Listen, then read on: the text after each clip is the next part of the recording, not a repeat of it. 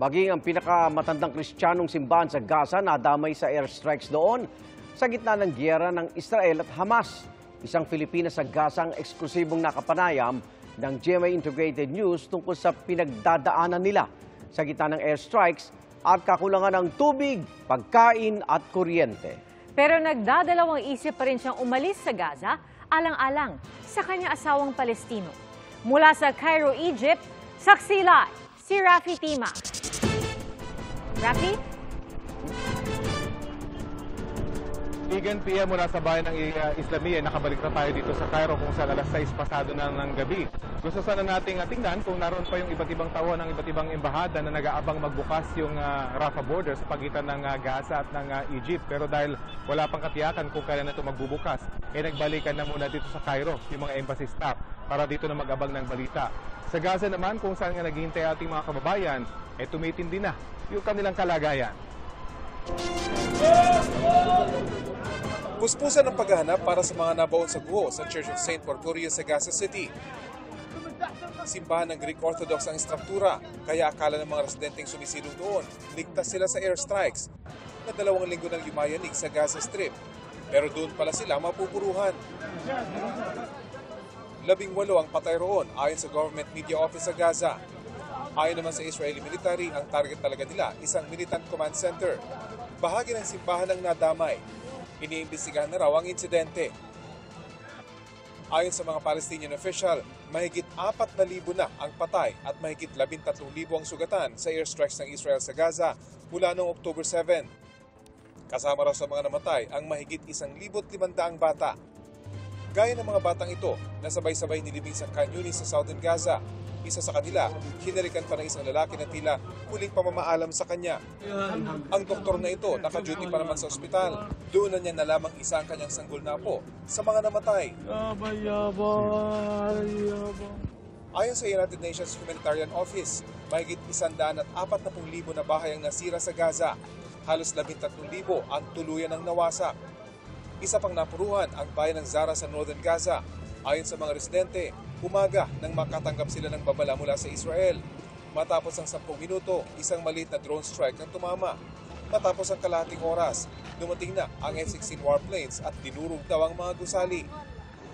Pero ang Israel na nangakong pupuksain ng Hamas, kasunod ang pag-atake nitong kumitil ng 1,004 na tao sa mga bayan at kibbutz, pinaghahanda pa rin ang kanilang mga tropa.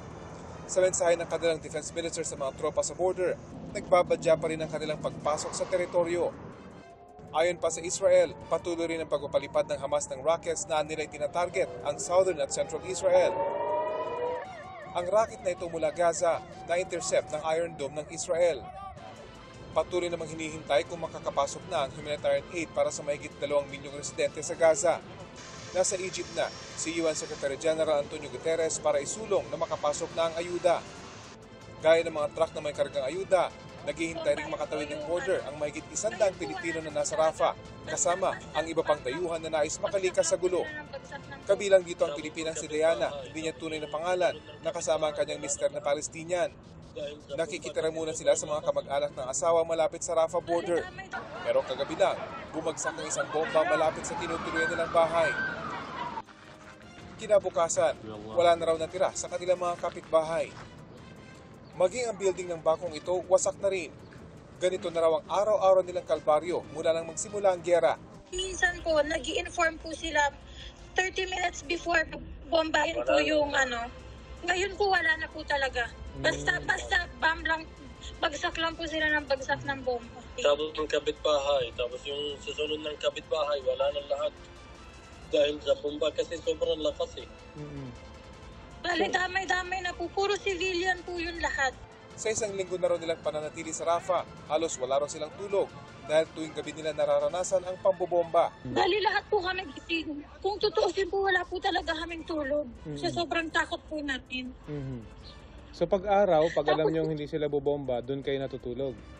Opo, sa araw po kami natutulog. Sobrang nakakatakot po pag dumidilim na po. Limitado rin ang mabibilhan ng pagkain. Paputol-putol ang linya ng internet, pahirapan ang supply ng tubig at kuryente.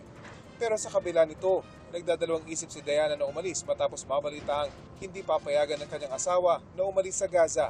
Mama ko po, gusto ko lang sabihin na kung ano po mangyari sa akin dito, yun na po yung destiny ko. Pero malaman po ng mama ko na lumalaban po kami hanggat kaya po namin.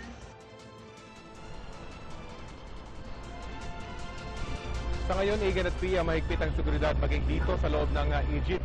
Sa aking pagbiyahe patungong Ismailia, ang huling malaking bayan bago tumawid ng Sinai Peninsula, patungong Rafah, may mga nakakalatag na mga checkpoint.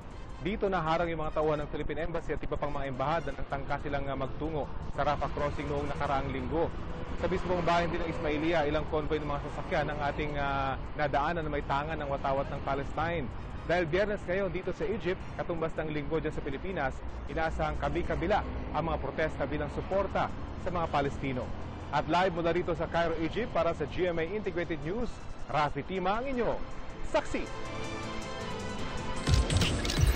Mga kapuso, sama-sama tayong maging saksi. Mag-subscribe sa GMA Integrated News sa YouTube. Para sa mga kapuso abroad, samahan niyo kami sa GMA Pinoy TV at sa www.gmanews.tv.